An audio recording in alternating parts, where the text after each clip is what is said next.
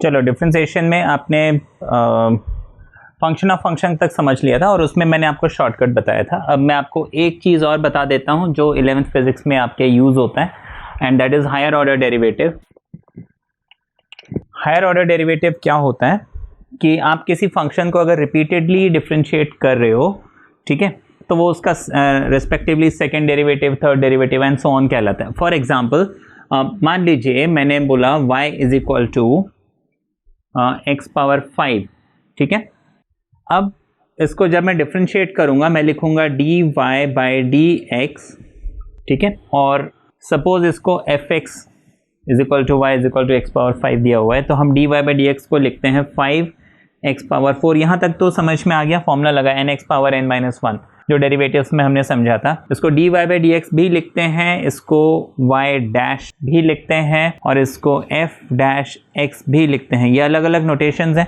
ये सारे जो तरीके हैं किसी डेरिवेटिव को लिखने के, ये आपको मालूम हो, ऐसे भी लिखा जाता है, ऐसे भी लिखा जाता है, ऐसे भी लिखा जाता है, क्योंकि किस बुक में क्या तरीके से उसको रिप्रेजेंट किया हुआ है, फिर ऐसा ना हो कंफ्यूज हो जाओ कि अरे ये y डैश क्या चीज़ है या ये f डैश x क्या होता है, ठीक है।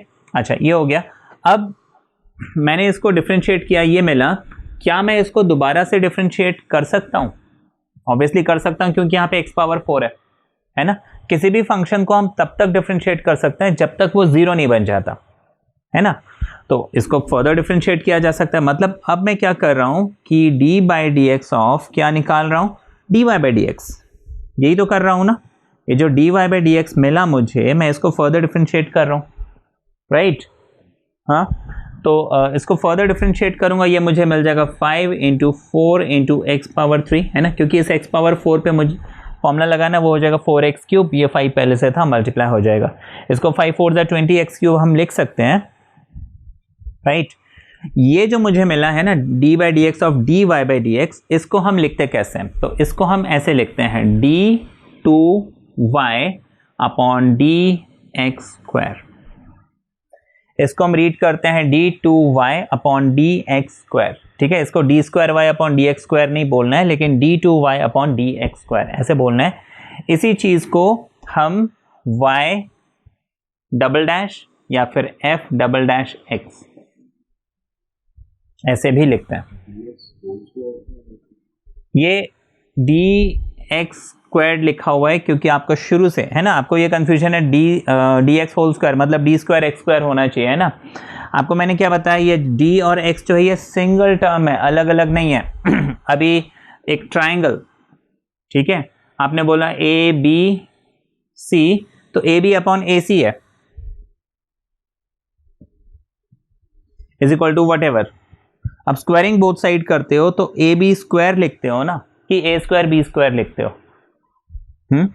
ए बी स्क्वायर ऐसे ही लिखते हैं ना, ए स्क्वायर बी स्क्वायर तो नहीं लिखते हैं। तो ये डी एक्स भी क्या है, एक मतलब एक डी और एक्स अलग अलग चीजें नहीं है। डी एक्स क्या होता है बेसिकली, सपोज जैसे कि आपको बताया था, ये टोटल लेंथ एक्स है, मान लो this total length is X. D X क्या है, इस टोटल लेंथ में मैंने एक बहुत ही छोटा सा पोर्शन कट किया। कितना छोटा पोर्शन, जैसे कि प्रीवियस क्लास में आपको बताया था नेग्लिजिबल पोर्शन, तो उस नेग्लिजिबल पोर्शन को हम dx बोलते हैं, ठीक है ना। नेग्लिजिबल पोर्शन है मतलब टोटल लेंथ के आगे वो कुछ भी नहीं है, ठीक है।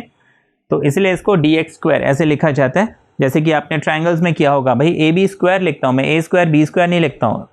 जैसे वो होता है ना भाई, area of triangle A B C upon area of triangle D F is equal to side of triangle ABC का square, side of triangle D F का स्क्वायर, ऐसे कुछ रिजल्ट है ना, ये पढ़ा हुआ है।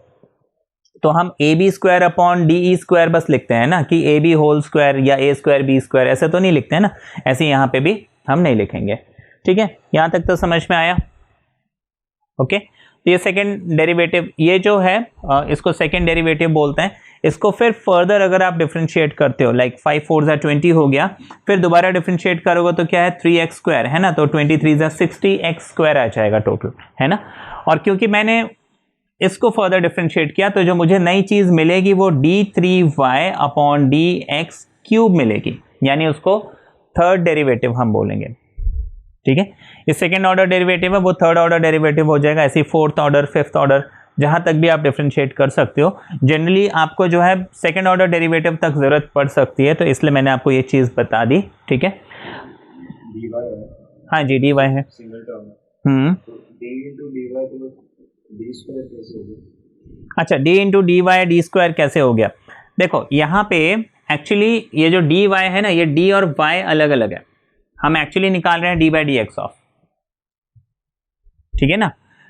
dx एक सिंगल चीज है, d by d x of some function यहाँ पे हम पुट करते हैं।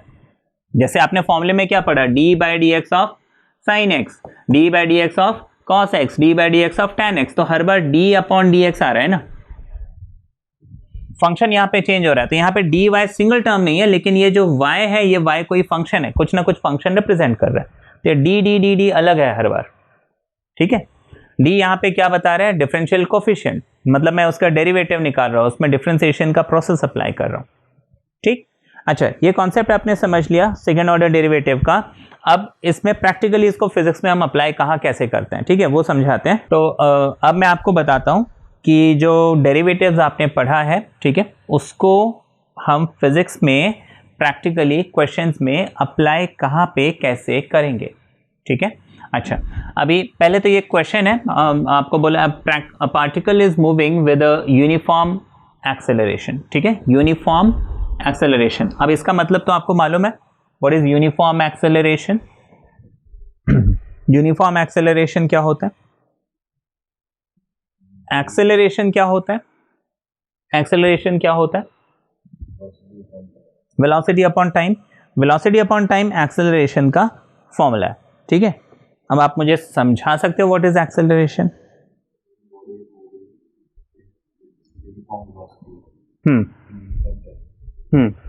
अगर एक बॉडी यूनिफॉर्म टाइम में यूनिफॉर्म वेलोसिटी से मूव कर रहा है तो क्या बोलेंगे? एक्सेलरेट कर रहा है। अच्छा, ऐसा है, हाँ। अच्छा, यूनिफॉर्म अगर वेलोसिटी है तो वो एक्सेलरेट करेगा, ये एक्सेलरेशन जीरो होगा। If velocity is uniform, acceleration uniform कहलाएगा या जीरो होगा? वहां पे बॉडी तो एक्सेलरेट कर ही नहीं रहा है। एक्सेलरेशन का मतलब क्या होता है? It is the rate of change of velocity, simple definition. Velocity क्या है? Rate of change of displacement. Rate word आ गया ना विथ रिस्पेक्ट टू टाइम, ठीक है, अनटिल अनलेस अदरवाइज स्टेटेड, है ना। अगर रेट वर्ड आ गया मतलब वो किसकी बात कर रहा है कि कोई चीज किस हिसाब से चेंज हो रही है विथ रिस्पेक्ट टू टाइम, और अगर वो विथ रिस्पेक्ट टू टाइम के बजाय कुछ और बोल रहा है तो फिर वो मेंशन कर देंगे with respect to displacement, with respect to whatever, ठीक है। अच्छा, वेलोसिटी है displacement, rate of change of displacement with respect to time, मतलब पर यूनिट टाइम ये 1 सेकेंड है, ये 1 सेकेंड है, ये 1 सेकेंड है ना। तो हर सेकेंड के बाद वो कितना डिस्प्लेसमेंट चेंज हो रहा है उसका, ठीक है, वो कहलाता है वेलोसिटी। लेट अस से 1 सेकेंड में एक बॉडी ने 10 मीटर ट्रैवल किया, फिर नेक्स्ट सेकेंड में भी उसने 10 मीटर ट्रैवल किया, फिर नेक्स्ट सेकेंड में भी उसने 10 मीटर ट्रैवल किया, तो वेलोसिटी क्या बोलेंगे? 10 मीटर्स पर सेकेंड, ठीक है ना, ऐसे ही है ना।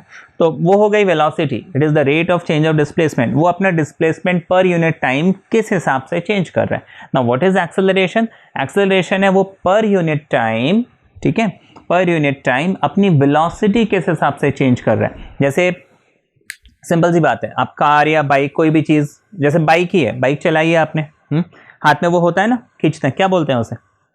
जिससे रेस देते हो, क्या बोलते हैं उसे? एक्सेलरेटर। क्यों बोलते हैं एक्सेलरेटर?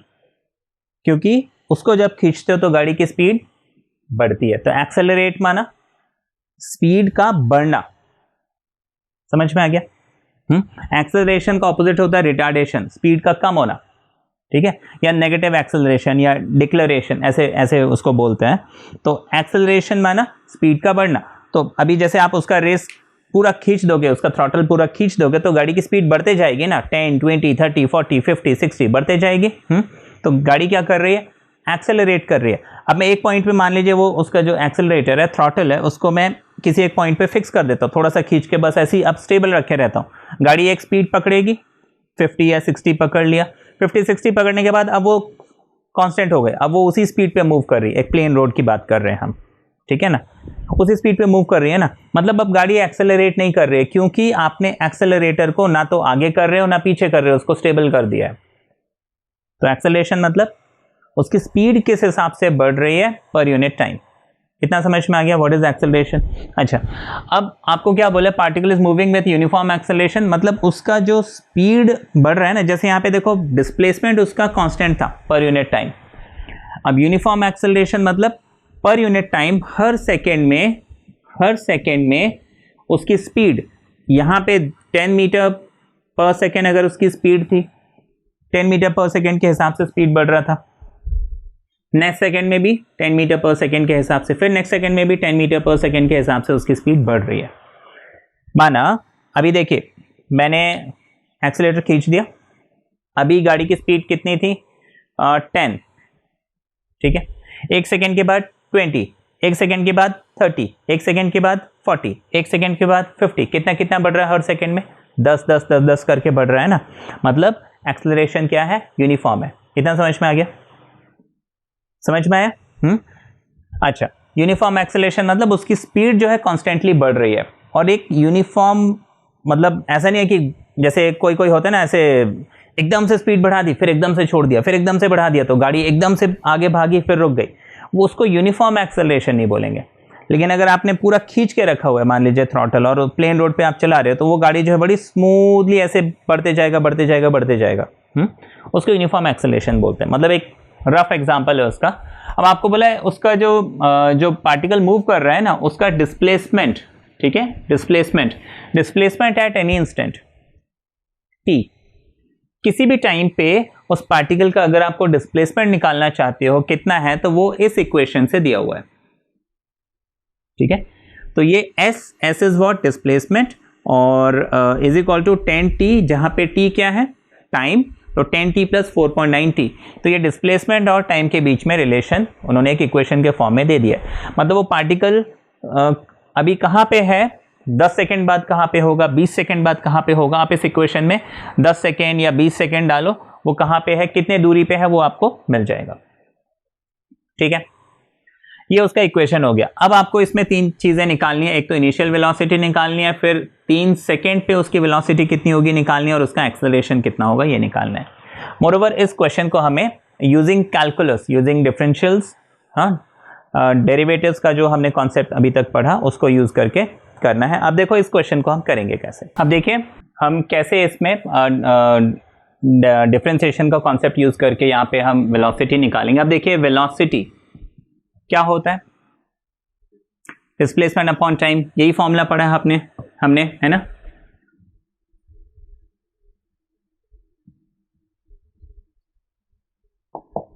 देखो displacement upon time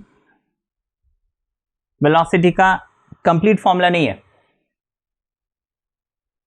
complete formula क्या है, इसमें कुछ मिसिंग है, क्या मिसिंग है बताओ, क्या मिसिंग है इस फॉर्मूले में, कुछ मिसिंग है। ये हमने क्या है अपने शॉर्टकट बनाए हैं याद रखने के लिए। एक्चुअली में वेलोसिटी होता है चेंज इन डिस्प्लेसमेंट, ठीक है, एंड चेंज इन टाइम, यही होता है ना। डिस्प्लेसमेंट अपॉन टाइम नहीं बोल के हम क्या बोलेंगे, change in displacement and change in time, है ना। मैंने x लिख दिया, x डिस्प्लेसमेंट रिप्रेजेंट करता है, ठीक है ना। हाँ यही है ना फॉर्मूला, एक्चुअली यही है ना, change in displacement upon change in time. सिर्फ डिस्प्लेसमेंट अपॉन टाइम तो नहीं बोलेंगे। अब ds, अगर s डिस्प्लेसमेंट है तो ds क्या रिप्रेजेंट करता है, चेंज इन डिस्प्लेसमेंट, और dt क्या रिप्रेजेंट करता है, चेंज इन टाइम। कैलकुलस में हमने यही समझा था कि भाई dt जो है एक स्मॉल चेंज है, स्मॉल पोर्शन है। तो हम यहां पे क्या करेंगे, d by D T of s कितना दिया हुआ है मुझे, s कितना दिया हुआ है 10t प्लस,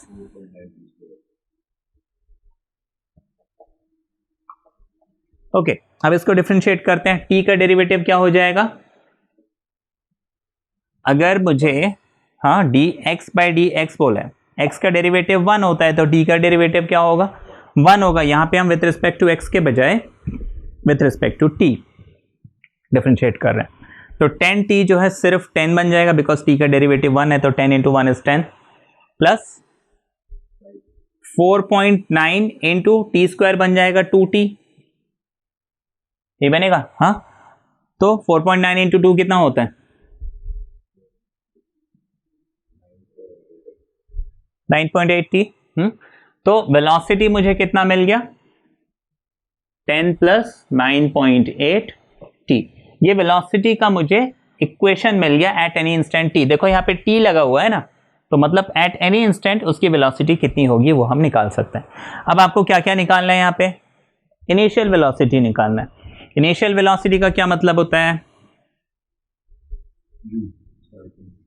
अच्छा, इनिशियल वेलोसिटी को u से रिप्रेजेंट करते हैं, मैं उसका मतलब पूछ रहा हूं, किससे रिप्रेजेंट करते हैं वो नहीं पूछ रहा हूं। हाँ जी, what is initial velocity? Velocity जब स्टार्ट किया मोशन को उस टाइम उसकी वेलोसिटी क्या थी, उसको हम बोलते हैं इनिशियल वेलोसिटी। सिंपल, यही है ना उसकी डेफिनेशन। हाँ, u से रिप्रेजेंट करते हैं इनिशियल वेलोसिटी को, और इसका मतलब क्या होता है? स्टार्टिंग की वेलोसिटी। स्टार्टिंग की वेलोसिटी मतलब टाइम कितना होना चाहिए? जब स्टार्ट किया टाइम कितना था? 0, है ना। 0 सेकेंड पे ही तो वो स्टार्ट करता है ना, हमेशा स्टार्टिंग होती है 0 से। तो इनिशियल वेलोसिटी क्या हो जाएगा? 10 प्लस 9.8 इंटू टाइम कितना हो गया? 0 हो गया। तो ये तो पूरा वैनिश हो जाएगा, 0 हो गया, तो क्या बच गया? So what is initial velocity? 10 metre per second. ठीक है, नेक्स्ट हमें क्या बोला है? Velocity at time t is equal to 3 seconds. ये तो अब बन जाएगा, आपको वेलोसिटी का फॉर्मूला बना हुआ है। हाँ, इसमें आप 10 प्लस 9.8 इंटू 3 कर दीजिए, कितना आ रहा है?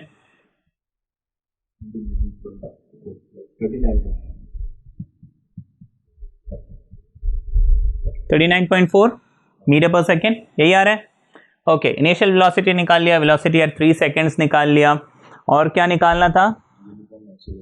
एक्सेलरेशन। ओके, अब वो कैसे निकालेंगे? वो कैसे निकालेंगे? Any idea? What is acceleration? Acceleration की डेफिनेशन क्या है? अभी समझाया था। वेरी गुड, एक्सेलरेशन है चेंज इन वेलोसिटी, जिसको हमने dv लिख लिया, और चेंज इन टाइम, जिसको dt लिख लिया, यानी कि d by dt of v। अच्छा, v कितना निकालना था मैंने?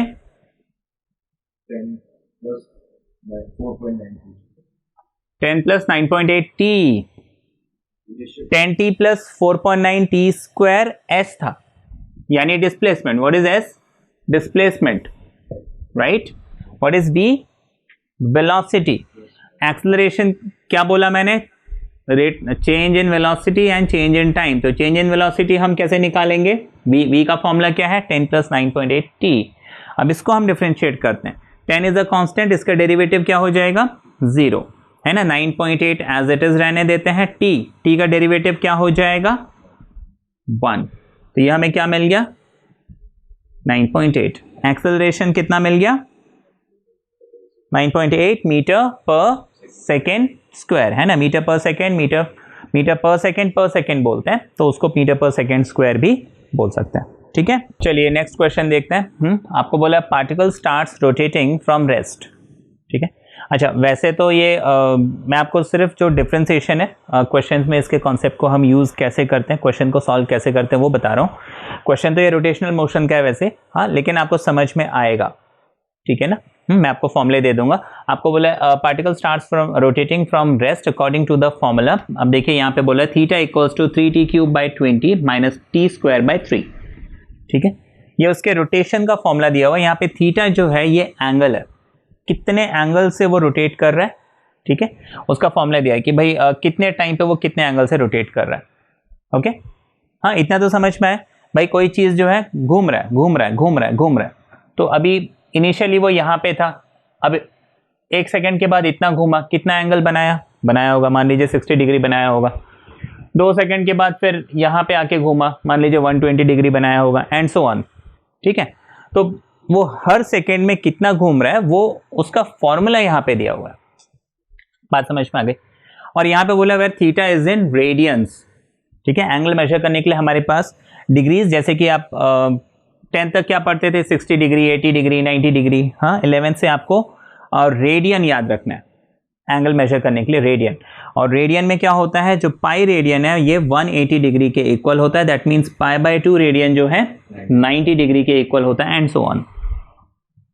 ठीक है, तो ये जस्ट बेसिक। ओके, अच्छा आपको बोला टी जो है सेकेंड्स में दिया हुआ है, आपको बोला find the angular velocity and angular acceleration at the end of 5 second. ये सिंपल सा क्वेश्चन है। ठीक, आपको बोला है कि उसका जो रोटेशन का फॉर्मूला है वो ये है कि वो कितना एंगल घूम रहा है कितने टाइम में, वो इस फॉर्मूले से मिलेगा। आपको उसकी एंगुलर वेलोसिटी और एंगुलर एक्सेलरेशन को निकालना है। ठीक है, तो क्वेश्चन तो समझ में आ गया। अब मैं आपको इसके फॉर्मूलेज बता देता हूँ क्योंकि आपने वो चैप्टर पढ़ा नहीं है। हाँ जी, तो ये तो इक्वेशन था हमारे पास। हाँ अच्छा, अब जैसे कि मैं आपको बताता हूँ लीनियर मोशन, ठीक है, और एक है सर्कुलर मोशन, ठीक है, या रोटेशनल मोशन ऐसे आप कह सकते हो। लीनियर मोशन में जैसे x क्या होता है, डिस्प्लेसमेंट। ओके, तो सर्कुलर मोशन में थीटा इज डिस्प्लेसमेंट। ठीक है, डिस्प्लेसमेंट, फिर डिस्प्लेसमेंट के बाद आ गया वेलोसिटी। तो जैसे लीनियर मोशन में v is velocity, circular motion में ओमेगा इज द वेलोसिटी। फिर यहाँ पे एक्सेलरेशन, एक्सेलरेशन को हम जनरली a से रिप्रेजेंट करते हैं, सर्कुलर मोशन में अल्फा से रिप्रेजेंट करते हैं। ये मैं क्यों बता रहा हूं, अब देखो वेलोसिटी क्या होता है, डिस्प्लेसमेंट अपॉन टाइम, यही होता है ना। तो एंगुलर वेलोसिटी क्या होना चाहिए, एंगुलर डिस्प्लेसमेंट अपॉन टाइम, यानी कि D theta by D T होना चाहिए। इतना समझ में आया। एक्सेलरेशन क्या होता है, वेलोसिटी अपॉन टाइम। देखो पूरा फॉर्मूला जैसे कि मैंने आपको क्या बोला था, change in velocity upon change in time है, लेकिन अभी हम याद करने के लिए क्या है, बस भाई पूरा कौन इतना लंबा बोल के हम वेलोसिटी अपॉन टाइम शॉर्टकट बोल देते हैं, यही है ना। हाँ, तो change in velocity upon time dv by dt, ऐसे मान लो। अगर एक्सेलरेशन dv बाय dt है तो एंगुलर एक्सेलरेशन क्या होना चाहिए, चेंज इन एंगुलर वेलोसिटी यानी डी ओमेगा अपॉन dt। इतना समझ में आ गया, फॉर्मूला मिल गया ना, मिल गया नहीं मिल गया। मोरओवर देखो ये जस्ट मैं इनका कॉन्ट्रास्ट बता रहा हूं, जैसे v is equal to u plus a t, ये फॉर्मूला पढ़ा है आपने फिजिक्स में। v है फाइनल वेलोसिटी, u है initial velocity, a is acceleration, t is time. Linear motion का इक्वेशन है आपके पास, इसको सर्कुलर मोशन में कन्वर्ट करने के लिए ओमेगा, देखो वेलोसिटी, ये दोनों वेलोसिटी है ना v और u, तो omega 2 is equal to omega 1 plus acceleration को कौन रिप्लेस कर रहा है यहाँ पे,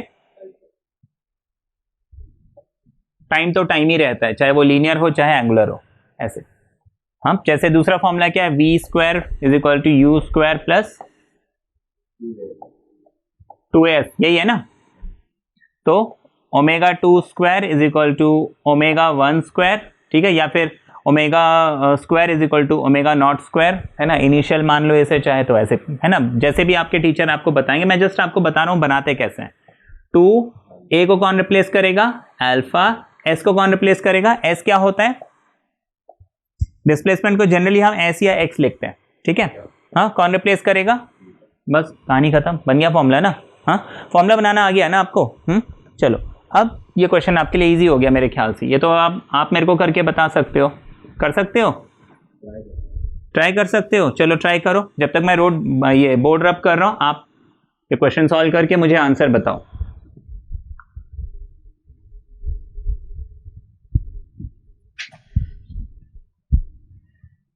निकालना है हमें ओमेगा, तो ये हो जाएगा D theta by D T, ऐसे ही होगा। इसको हम लिख लेंगे D by D T of theta की value 3t cube by 20 minus T square by 3, ठीक है। अब यहाँ पे 3 और 20 कांस्टेंट है, इसको ऐसे का ऐसे रहने देते हैं, टी क्यूब बन जाएगा 3t स्क्वायर माइनस एलसीएम लेना चाहते हो, अलग अलग डिफरेंशिएट हो जाएगा ना भाई, एलसीएम क्यों लेके इसमें और अपना टाइम वेस्ट कर रहे हो, है ना। ऐसा नहीं है कि एलसीएम नहीं ले सकते, देखो एलसीएम लोगे फिर इसको एक सिंगल बनाओगे फिर उसको डिफरेंशिएट करोगे, ये डिफरेंशिएट तो ऐसे ही हो जाएगा, क्यों एलसीएम लेना। ओके, अब टी स्क्वायर क्या बन जाएगा, 2t/3, जिसको हम लिख सकते हैं 3 3 9, तो ये हो जाएगा 9t²/20 minus 2t/3, this is what angular velocity. अब आपको क्या बोला है, angular velocity at the end of 5 seconds निकालना था, यही बोला था ना, at the end of 5 seconds बोला था, क्या बोला था, at the end of 5 seconds. Okay, तो एंगुलर वेलोसिटी एट t = 5 ये हमें निकालना है, राइट। हाँ, t = 5 पे मुझे एंगुलर वेलोसिटी निकालनी है, तो क्या करेंगे, यहाँ 5 पुट कर देते हैं, 9 × 5 का स्क्वायर 25/20 माइनस 2 × 5/3, सॉल्व कर लो इसे, आ जाएगा आपका आंसर। कितना आ रहा है बताओ फटाफट,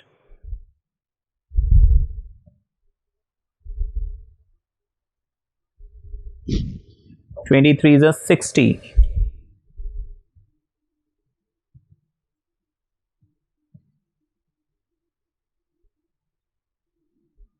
ठीक है, 3 9 = 27, इसको और सिंप्लीफाई कर लेते हैं ना, हाँ जी, 5 5 = 25, 5 4 = 20, 4 3 = 12, ठीक है।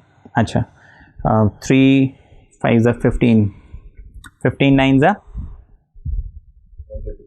135, 3 4 = 12, 4 5 = 20, 2 = 60 आ रहा है, 4 5 = 20, 2 2 = 4, सॉरी 40, मैं 23 कर रहा था। अच्छा, 95 आ जाएगा, है ना, 95/12, ठीक है। इसको फिर डिवाइड करना पड़ेगा, तो 95/12, अब छोड़ो इसे, है ना, क्यों करना है इसे, 95/12। अब देखो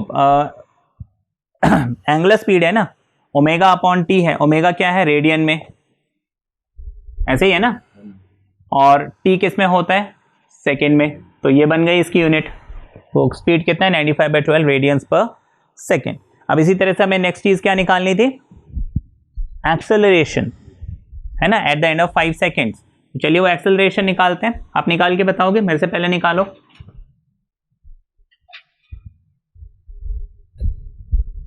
क्या होगा एक्सेलरेशन, अल्फा = dω/dt, ठीक है, and that will be d/dt of velocity, ये मिला था ना हमें, आप ध्यान रखना है ना, वेलोसिटी लास्ट में जो इक्वेशन मिली थी उसको डिफरेंशिएट करना है, तो ये हो जाएगा 9/20 t² माइनस 2t/3। इस एंगुलर वेलोसिटी को हम अब क्या करेंगे, सिर्फ डिफरेंशिएट करेंगे, फिर उसमें t की वैल्यू 5 पुट कर देंगे।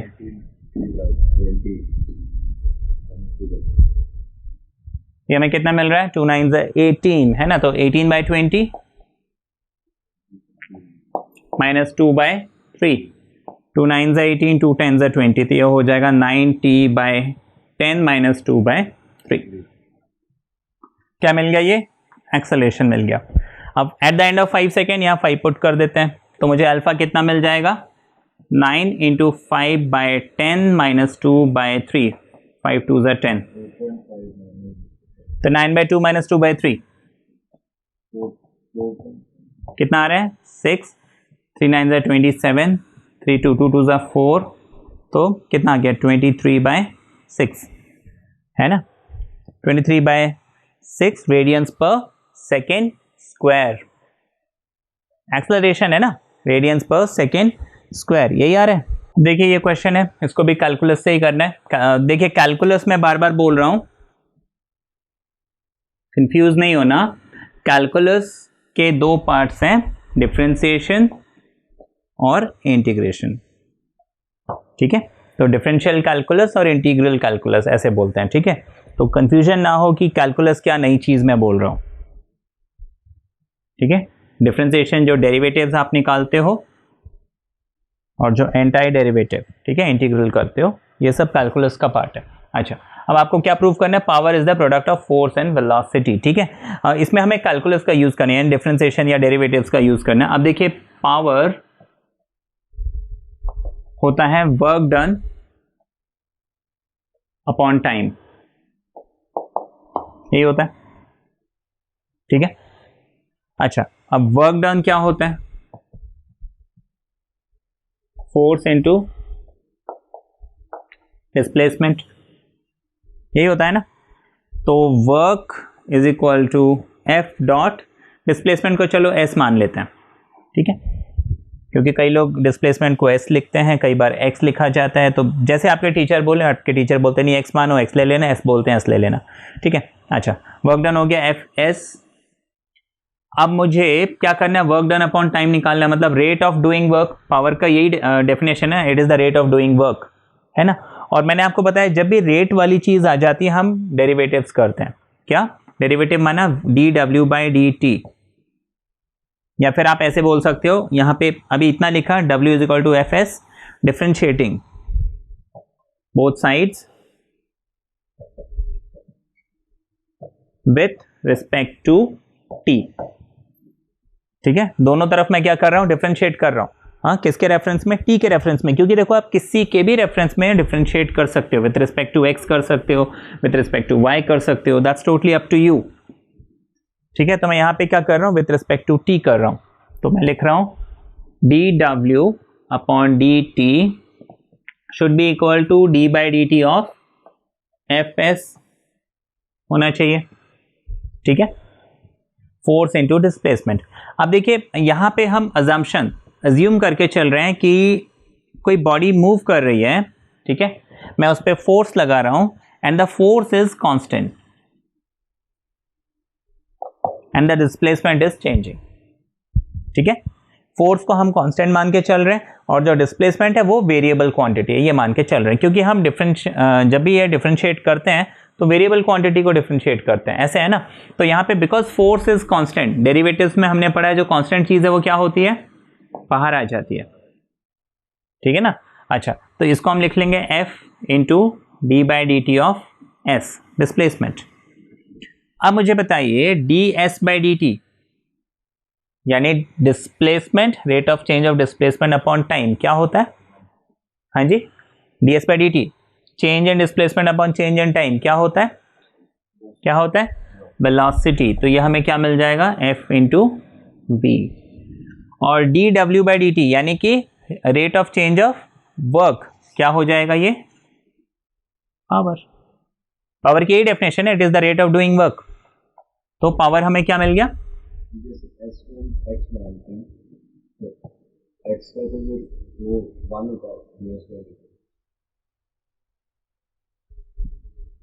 हम अगर यहाँ पे s को, भाई s को आप x भी ले लो तो dx बाई dt क्या होगा? v होगा ना। dx बाई dx 1 होता है, dx बाई dt थोड़ी 1 होता है कभी भी।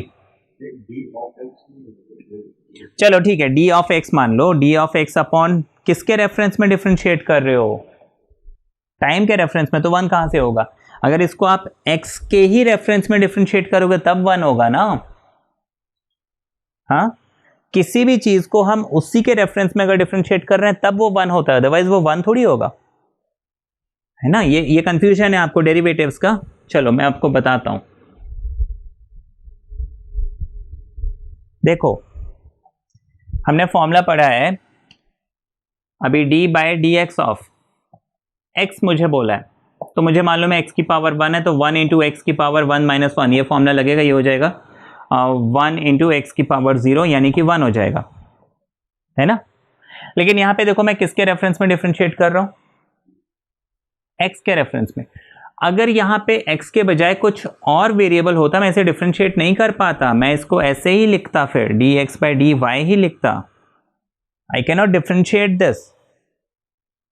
डिफरेंशिएट करने के लिए यहां पे जो भी फंक्शन है उसके साथ जो वेरिएबल अटैच है वो वेरिएबल यहां होना चाहिए। अभी अगर मैं बोल रहा हूं d by d x of sine x, तो क्योंकि यहां पे देखो dx है तो मैं साइन एक्स को cos x लिखता हूं। अगर यहां dx नहीं होके कुछ और होता, d थीटा होता, मैं इसको ऐसे cos x थोड़ी लिखता, ठीक है ना। इस सिचुएशन में हम cos x into D X by D theta एक मल्टीप्लायर लगाते हैं, जैसे साइन का डेरिवेटिव मुझे मालूम है कॉस है, तो यहाँ कॉस एक्स तो आएगा, लेकिन मैं डिफ्रेंशिएट कर रहा हूँ x को विथ रिस्पेक्ट टू थीटा, तो मुझे यहाँ पे dx बाय डी थीटा ये मल्टीप्लायर यहाँ पे लगाना पड़ेगा। जब तक ये वेरिएबल और ये दोनों सेम नहीं होते हैं मैं इसको डिफ्रेंशिएट नहीं करता हूँ, या फिर अगर डिफ्रेंशिएट कर भी रहा हूँ, फॉर्मूला अप्लाई भी कर रहा हूँ, तो मैं ये चीज लगा रहा हूँ, क्योंकि दो अलग अलग चीजें हैं ना।